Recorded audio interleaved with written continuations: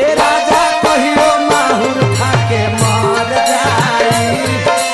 पियल ना छोड़ब त छौकर जाई ए राजा कहियो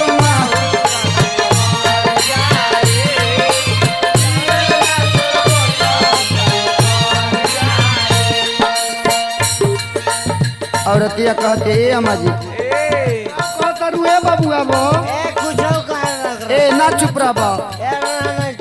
ए पिया दे तेरा मुंह में पिया दे ले चिकना तो है। अच्छा औरतिया कहते ए अम्मा जी